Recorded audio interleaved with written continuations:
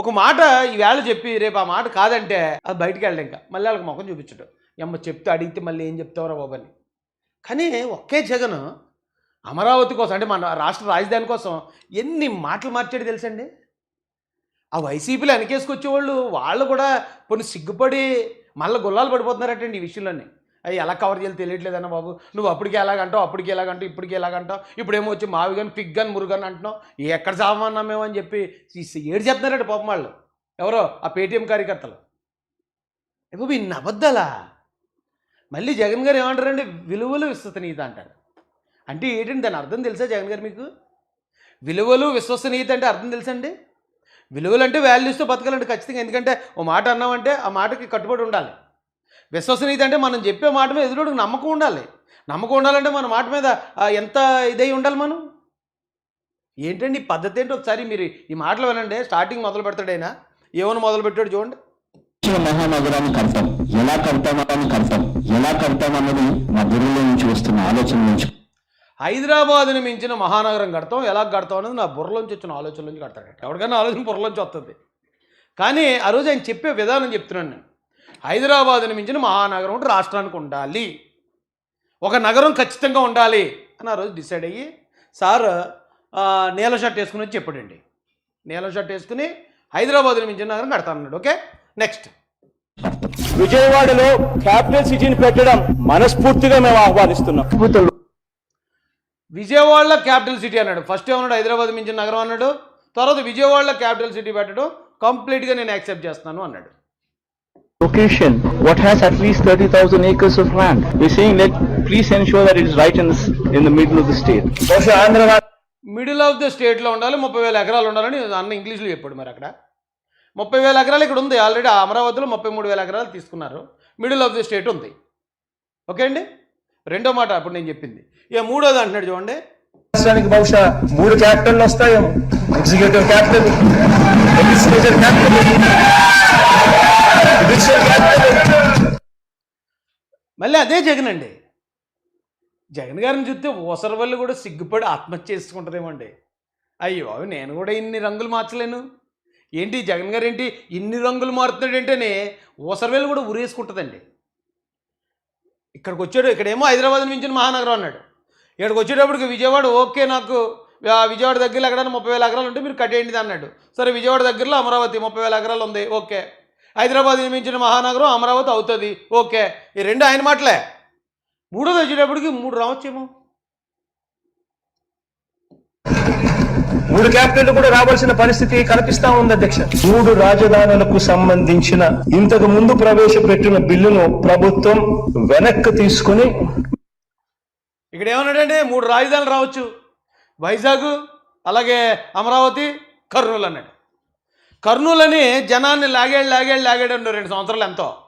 3 రాజధానులు వచ్చేస్తున్నాయి, అక్కడ అమరావతిలో ఇది వైజాగ్లో అది అయిపోతుంది ఇది అయిపోతుందని జనాల్ని మబ్బులో పెట్టాడు. అలాగని మబ్బుల్లో పెట్టిన తర్వాత మరి జనాన్ని డౌట్ వస్తుంది కదా, సంవత్సరంన్నర తర్వాత ఆ పేటీఎం వాళ్ళకైనా డౌట్ వస్తుంది కదా.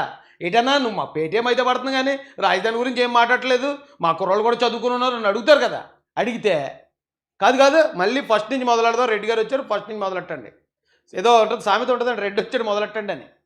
మళ్ళీ ఫస్ట్ నుంచి మొదలెడదాం, అందాక 3 రాజధానుల బిల్లు నేను వెనక్కి తీసుకుంటానండి. మళ్ళీ అదే జగన్.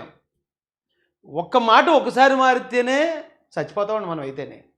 అలాంటిది ఒక వ్యక్తి ఒకే మాటని ఇన్నిసార్లు, ఇంకా పూర్తి అవ్వలేదండి, ఇది 4వదే, ఇంకా 5, 6, 7, 8, 9, 10 ఇంకేమో దశావతారాలే కరెక్ట్గా 10 ఉన్నాయండి. ఈ బిల్లుని వెనక్కి తీసుకుంటున్నాను అన్నాడు. 3 రాజధానులు అన్నది అతనే, మళ్ళీ 3 రాజధానులు వద్దు బిల్లు వెనక్కి తీసుకుంటున్నాను నేను. మెరుగైన బిల్లుతో సభ ముందుకు వస్తుంది. To Visakhapatnam, which is going to be our capital. To Visakhapatnam, which is going to be our capital. ఫైనల్గా మళ్ళీ వైజాగ్ క్యాపిటల్ అన్నాడు.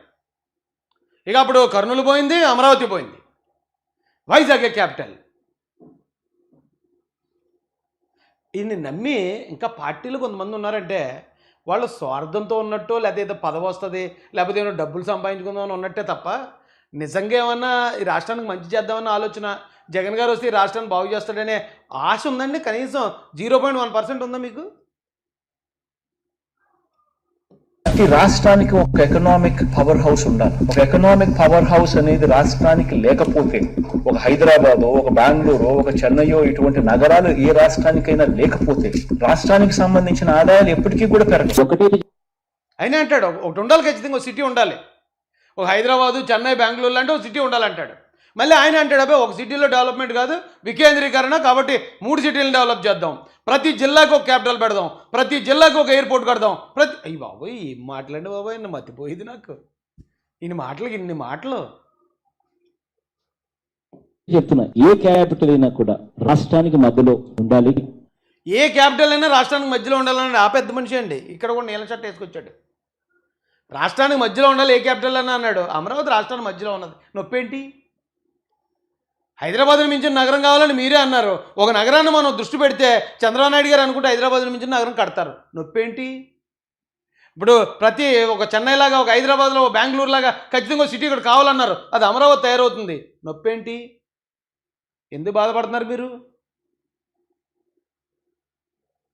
ఎవరు ప్రయాణం చేయాలన్నా కూడా ఇబ్బంది పడకూడదు. భూమి ఉండాలి, దండిగా చాలా భూమి ఉండాలి, డెవలప్మెంట్ స్కోప్ ఉండాలి, నీళ్లు ఉండాలి. ఈ 3 క్రైటీరియాస్ లోనే నీళ్ళు ఉండాలి, భూమి ఉండాలి, డెవలప్మెంట్ స్కోప్ ఉండాలి. నీళ్ళు ఉన్నాయి, అక్కడ చక్కగా ఆ నది ప్రవహిస్తూ ఉంది, భూములు ఉన్నాయి దాదాపు కొన్ని వేల ఎకరాలు. అన్నీ మీరన్న మాటలే కదండి. ఎక్కడో ఒక చోట వస్తుంది. కావాలంటే విజయవాడ గుంటూరు మధ్యలో ఎన్ఎస్ దగ్గర నాగార్జున యూనివర్సిటీలోనో, లేకపోతే ఒక 500 ఎకరాలు అక్కడ గుంటూరుకి దానికి మధ్యలో ఒక 500 ఎకరాల్లో కట్టాలి. 500 ఎకరాల్లో కట్టడానికి అది ఏమన్నా హైలాండ్ ఏంటండి? హైలాండా లేకపోతే వాటర్ వరల్డ్ లేకపోతే ఇలాంటివి ఉంటాయి కదండి, అవి ఏమన్నా వాటర్ స్పోర్ట్సా 500 ఎకరాల్లో కట్టడానికి రాజధాని? అంతకుముందే అన్న దాంట్లో భూములు ఉండాలి, ఆ పైన అన్న దాంట్లో 30,000 ఎకరాలు ఉండాలి, ఒక సిటీ ఉండాలి, పెద్ద సిటీ అన్నాడు. మళ్ళీ ఆయన ఎక్కడికి వచ్చాడు? నాగార్జున యూనివర్సిటీకి దానికి మధ్య సందులో కట్టేయండి అంటున్నాడు. సందులో రాజధానా? బయట వాళ్ళు ఏడిపించారు కదండి మనల్ని. ఇప్పుడు ఏళ్ళరా సందులో రాజధాని ఉంటుంది కదా, ఆళ్ళరా అంటారు రండి బాబు, ఇది ఎక్కడ దారుణం అండి బాబు. ఆ సందులో ఒక 500 ఎకరాలు ఉంది, దాంట్లో ఇరికించేయండి అంటున్నాడు. విజయవాడ మధ్యలో ఎక్కడో ఒకసారి తీసుకుని 500 ఎకరాలు నువ్వు కట్టాల్సిన బిల్డింగ్ ఏదో కట్టు, 500 ఎకరాలు నువ్వు కట్టాల్సిన బిల్డింగ్ ఏదో కట్టు, రీజనబుల్ గా ఏదో సైజులో. There is no word as such as capital. One needs to understand the constitution. హే ప్రభు, చివరికి వచ్చినప్పుడు ఏమన్నాడంటే రాజధాని అనే పదం కాన్స్టిట్యూషన్లో లేదన్నాడు. ఇవన్నీ రాజధాని గురించి మాట్లాడాడండి ఆయన. రాజధాని ఉండాలి, ఒకే నగరం ఉండాలి, విజయవాడ దగ్గర ఓకే, మచిలీపాడు ఇది అక్కడెక్కడ మధ్యలో ఓకే, నాగార్జున యూనివర్సిటీ సందులో ఓకే, ఇవన్నీ రాజధానుల గురించి ఆ పెద్ద మనిషి మాట్లాడాడు. చివరికి వచ్చేటప్పటికి there is no capital in constitution అన్నాడు. అంటే చూడండి, మొత్తం జీవితం చూసేసిన ఒక వ్యక్తి చివరికి వస్తే సన్యాసం తీసుకుంటాడు చూడండి, అలా ఉంది ఈ డైలాగ్. పోనీ ఆ మాట మీద నిలబడ్డా?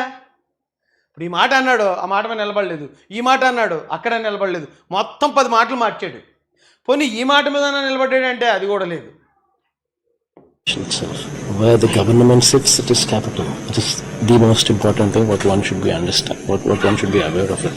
మచిలీపట్నం టు విజయవాడ 70 కిలోమీటర్లు, విజయవాడ టు గుంటూరు మరో 40 కిలోమీటర్లు. ఈ మొత్తం క్యాపిటల్ ఏరియా కింద డిక్లేర్ చేయండి. మచిలీపట్నం నుంచి ఎంఏ తీసుకోండి, విజయవాడ నుంచి విఐ తీసుకోండి, గుంటూరు నుంచి GUN తీసుకోండి, మావి గన్ అని పేరు పెట్టండి. మచిలీపట్నం, విజయవాడ. అందరూ ఎటకారం చేస్తున్నారు జగన్మోహన్ రెడ్డి గారు మిమ్మల్ని.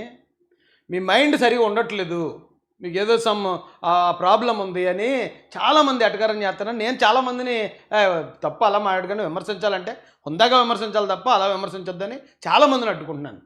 మీరే ఒకసారి ఆలోచించండి, ఈ వీడియో మీరే చూడండి, తెలుగుదేశం అఫీషియల్లో ఉంది. మీ మాటలు మీరే వినండి సార్ ఒకసారి. మీరు ఇక్కడ దాకా చెప్పినవన్నీ అబద్ధాలు, ఏమంటే అబద్ధాలు చెప్పారు అనుకోవచ్చు ఆ 9 కూడా, కానీ 10వ వచ్చేటప్పటికి ఖచ్చితంగా అనుమానం వస్తుందండి జనాలకి మీ ఆ మెంటల్ కండిషన్ మీద. ఎందుకంటానంటే మీరు ఒకవేళ మచిలీపట్నం, విజయవాడ, గుంటూరు మధ్యలో పెట్టండి అని చెప్పి వదిలేస్తే అయిపోద్ది. ఇప్పుడు మచిలీపట్నంకి విజయవాడ, గుంటూరు మధ్యలో పెట్టాలంటే మచిలీపట్నం నుంచి విజయవాడ నుంచి లేకపోతే దీని నుంచి గన్ను తేవాలా, ఆ 3 కలిపి ఆ పేరు మావి గన్ అని పెట్టాలా? ఏమండి చాలా దారుణంగా ఉందండి ఇది.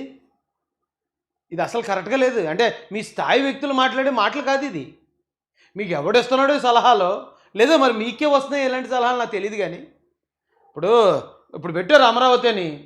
అమరావతి ఏ ప్రాంతాల మధ్యలో ఉందో దానిలో ఒక అక్షరం, దీనిలో ఇప్పుడు ఇదేమన్నా కూడికలు తీసివేతలు ఏంటండి? పైనుంచి ఒకటి అప్పు తెచ్చుకొని పక్కోడికి ఇవ్వడానికి 4 ఉంటాయి నెంబర్లో. ఇక్కడి నుంచి సరిపోలేదంటే 10 తెచ్చుకుంటే 10 అప్పు అవుతుంది, ఒకటి తెచ్చుకో అప్పు అంటారు.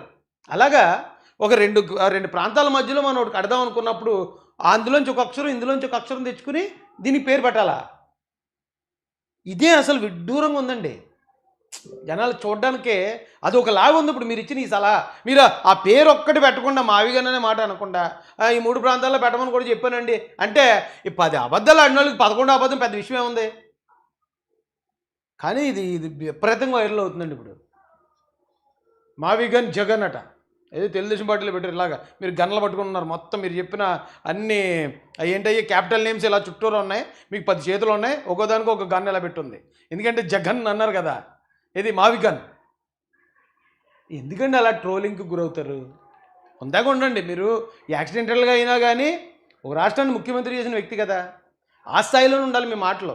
కొంచెం స్థాయి ఉన్న వాళ్ళని, సరైన ఆలోచన ఇచ్చే వాళ్ళని పక్కన పెట్టుకోండి. ఎందుకు పనికిరాని పకోడీగాళ్ళని మీరు పక్కన పెట్టుకుంటే ఇది ఎలాగే ఉంటుంది రిజల్ట్.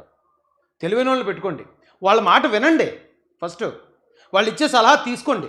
ఏమంటే చంద్రబాబు నాయుడు గారు ఉంటారండి, జగన్ గారు మీకే చెప్తున్నాను. చంద్రబాబు నాయుడు గారు ఆయన అనుభవం ముందు, ఆయన తెలివితేటల ముందు అసలు మాలాంటి వాళ్ళు అందరూ నథింగ్, జీరో. కానీ నేనే కాదండి, నాలాంటి వాడు, నాకన్నా చిన్న వయసుడు, లేకపోతే ఇంకా కొంచెం ఏమి తెలియని వాళ్ళు వెళ్ళినా కూడా వాళ్ళు ఏదైనా సలహా ఇస్తే ఆయన శ్రద్ధగా వింటాడండి. శ్రద్ధగా విని ఓకే ఇది ఏమన్నా ఉపయోగపడద్దు అంటారా, ఇది ఏమన్నా ఇంప్లిమెంట్ చేయొచ్చా అని మళ్ళీ పక్కోళ్ళతో చర్చించి, ఇది సలహా ఎవడివని, సలహా పలానా వాళ్ళు ఇచ్చారా, వాళ్ళు ఇచ్చారు, నాకన్నా చిన్నవాళ్ళు ఇచ్చారా, ఇంకోటి ఇచ్చారా అని కాదు. పైగా ఆయన అడుగుతుంటాడు, అది ఎలా చేస్తే ఎలా ఉంటుంది, ఈ పరిస్థితులు ఇలా చేస్తే ఏముంటుంది అంటారు అని. అక్కడ పిల్లలు ఉంటారండి, అక్కడ బాగా చదువుకున్న పిల్లలు, వాళ్ళని అలా మొత్తం అందరితో డిస్కస్ చేస్తాడు ఆయన. అయితే అల్టిమేట్గా ఆయన తీసుకున్న నిర్ణయం అద్భుతంగా ఉంటుంది అందరికన్నా. అది నేర్చుకోండి. నాయకుడికి కావాల్సింది అదే. మంచి ఎవరు చెప్పినా తెలుసుకోవాలి, మంచి వాళ్ళని పక్కన పెట్టుకోవాలి. మీరు ఎవరిని పక్కన పెట్టుకోకుండా ఏదో మీకు వచ్చింది తోచింది చెప్పేస్తా ఉంటే క్విక్ గన్ మురుగన్ అన్నట్టే ఉంది మొత్తం మ్యాటర్. దయచేసి ఇలా చేయకండి. చంద్రబాబు నాయుడు గారికి, లోకేష్ గారికి, పవన్ కళ్యాణ్ గారికి, అలాగే నరేంద్ర మోడీ గారికి కూడా ఆంధ్ర ప్రజలందరి తరఫున హృదయపూర్వక ధన్యవాదాలు తెలియజేస్తున్నామండి. ఎప్పటి నుంచో ఆంధ్రుడి కళ అది. ఎప్పుడైతే హైదరాబాద్ మీద మేము అందరం కూడా ఎమోషనల్ కనెక్షన్ ఉండేదండి ఆంధ్రాలో అందరికీ, ఆంధ్రాలో, తెలంగాణలో అందరికీ హైదరాబాద్ అనేది ఒక ఎమోషనల్ కనెక్షన్. అది తెలంగాణ విడిపోతుంది అన్నప్పుడు ఆంధ్ర వాళ్ళకి ఎవరికి బాధ లేదండి, కానీ హైదరాబాద్కు దూరం అయిపోతున్నాం అనేదే బాధ. హైదరాబాద్కు దూరం అయిపోతున్నాం, హైదరాబాద్ మంద కదా, మన అందరిదే కదా, హైదరాబాద్ నుంచి ఇప్పుడు మేము బయటకు వచ్చేస్తున్నాం, మేము పరాయోళ్ళం అయిపోతున్నాం అనే బాధతోటి అప్పుడు అంత ఉద్యమం చేశారు. అంటే రాజధానికి ఆ రాష్ట్రంలో ఉన్న ప్రతి పౌరుడు ఎలా కనెక్ట్ అవుతాడంటానికి అది ఒక ఉదాహరణ. ఆ రాజధాని నుంచి సరే ఇంక తప్పలేదు, ఇంకా పరిస్థితులు అలాగ ఉన్నాయి అని బయటకు వచ్చేసిన తర్వాత ఈ రాష్ట్రానికి దాన్ని మించిన రాజధాని కట్టే సత్తా నారా చంద్రబాబు నాయుడు గారికి ఉంది. ప్రతి ఒక్కడికి తెలుసు అది. అయితే 14 నుంచి ఈవేళ 26 వచ్చేసింది. ఇన్ని సంవత్సరాలు బ్రేక్ పడిపోయిందండి ఓన్లీ జగన్మోహన్ రెడ్డి కోసం. ఆ రాజధాని అనేది ఆ హైదరాబాద్ దూరం అయిన తర్వాత మళ్ళీ రాజధాని అనే ఆ ఎమోషన్ ఆంధ్రాలో పుట్టిన ప్రతి ఒక్కడికి అదొక పీడకలుగా మిగిలిపోయిందండి జగన్ గారి వల్ల. మళ్ళీ అది ఇప్పుడు చంద్రబాబు నాయుడు గారి కృషి వల్ల అది సాధ్యం అవుతున్నప్పుడు ప్రజలందరూ హ్యాపీగా ఉన్నారు. మీరు నాకు తెలిసి జగన్మోహన్ రెడ్డి గారు అనే బ్యాచ్ ఎవరైతే ఉన్నారో కొన్ని రోజులు సైలెంట్గా ఉండండి, మ్యూట్లోకి వెళ్ళిపోండి, ఫ్లైట్ మోడ్ ఎట్టేయండి. ఫ్లైట్ మోడ్లోకి వెళ్ళిపోయి ఏం మాట్లాడకుండా సార్ ప్లీజ్, ఏం మాట్లాడకుండా ఉంటే కనీసం ఈ ట్రోలింగ్ అన్న గురి కాకుండా ఉంటారు. ఇలాంటి సలహాలు అసలు ఇవ్వకండి. మిమ్మల్ని ఎవరైనా వచ్చి ఏమంటే జగన్ గారు ఇప్పుడు మన రాజధానికి ఏ పేరు పెడదాం అని అడిగారు అనుకోండి, అప్పుడు చెప్పండి మావిగన్ అంటారా, శ్రీ మావి చిగురు అంటారా, లేకపోతే దెందులూరు, గుంటూరు, తెనాలి అంటారా, ఏదోటి. తెనాలి కాదండి, తాడేపల్లి, అలాంటి సలహాలు మిమ్మల్ని ఎవరైనా వచ్చి అడుగుతారు కదా, అప్పుడు ఇవ్వండి. ఇప్పుడు అమరావతి అనేది అదేం ఆషామాషి పేరు కాదండి. దానికి పురాణంలో ఒక చరిత్ర ఉంది, బుద్ధిజంలో ఒక చరిత్ర ఉంది, గొప్ప చరిత్ర ఉంది ఆ పేరుకి. మరి చంద్రబాబు నాయుడు గారు ఎవరెవరు సలహాలు తీసుకున్న పేరు పెట్టారో తెలియదు కానండి. అమరావతి అనేది హిందూ పురాణాల ప్రకారం అయితే అది దేవతల నగరం, ఇంద్రుడి నగరం అది. బుద్ధిజంలో కూడా అమరావతి అనే ప్రాంతానికి అసలు అతి గొప్ప ప్రాముఖ్యత ఉంది ఆ పేరుకి. అలాంటి గొప్ప పేరేమో ఆయన తీసుకొచ్చి పెడితే మీరు క్విక్ గన్ మురుగన్ పెట్టొచ్చు కదా, మావి గన్ పెట్టొచ్చు కదా, మావిడాకులు పెట్టొచ్చు. ఏంటండి ఇది? ఈ పద్ధతి ఏంటి?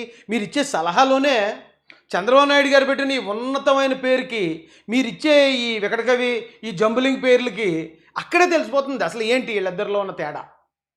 చంద్రబాబు నాయుడు గారిలో ఉన్న క్లారిటీ ఏంటి, జగన్మోహన్ రెడ్డి గారిలో ఉన్న కన్ఫ్యూజన్ ఏంటి, ఈయనలో ఉన్న తికమక ఏంటి అనేది జస్ట్ మీరు ఇచ్చిన ఈ చిన్న దాన్ని పట్టుకుని చెప్పించండి. సైకాలజీ అంటే ఒక మాటలోనే కదా. ఇప్పుడు మీ ఎదురుకుంటే ఒక డాక్టర్ కూర్చొని ఉంటాడు, అతను మేము ప్రశ్నలు అడుగుతూ ఉంటాడు, మీరు చెప్పే 2-3 మాటల వల్లే మీరేంటి, మీ క్యాపబిలిటీ ఏంటి, మీరు ఎలా ఆలోచించారో చెప్పేస్తారు కదా.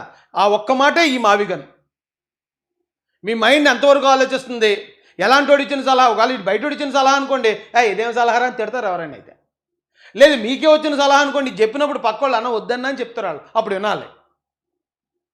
ఇప్పుడు ఈ మావిగన్ అని చెప్పిన దానివల్ల ఎవరికి ఏమి నష్టం లేదు, కానీ మీరు ఈ రోజున ట్రోలింగ్ ఐటెం అయిపోయారు.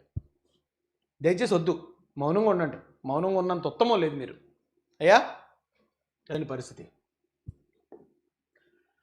చంద్రబాబు నాయుడు గారు, లోకేష్ గారికి మాత్రం పవన్ కళ్యాణ్ గారికి హృదయపూర్వక ధన్యవాదాలు తెలియజేస్తున్నామండి. రాష్ట్రానికి మంచి రోజులు వచ్చాయి. ఎప్పుడైతే రాష్ట్రానికి రాజధాని అది కూడా పార్లమెంట్ కన్ఫర్మ్ చేసిందో పెట్టుబడులు పెట్టడానికి ఈసారి ధైర్యంగా వస్తారు. జగన్మోహన్ రెడ్డి గారు ఎంత బెదిరించినా కూడా వాళ్ళు ధైర్యంగా వస్తారు. రాష్ట్రం తొందరగా అభివృద్ధి చెందడానికి అవకాశం ఉంది. కాబట్టి అవకాశం ఉన్న ప్రతి ఒక్కరు కూడా చంద్రబాబు నాయుడు గారికి, లోకేష్ గారికి, పవన్ కళ్యాణ్ గారికి, నరేంద్ర మోడీ గారికి హృదయపూర్వక ధన్యవాదాలు తెలియజేయాలని మహాసేన మీడియా నుంచి మేము కూడా రిక్వెస్ట్ చేస్తూ జై భీమ్, జై భారత్, జై జై మహాసేన, జై తెలుగుదేశం, జై చంద్రబాబు, జై జై లోకేష్.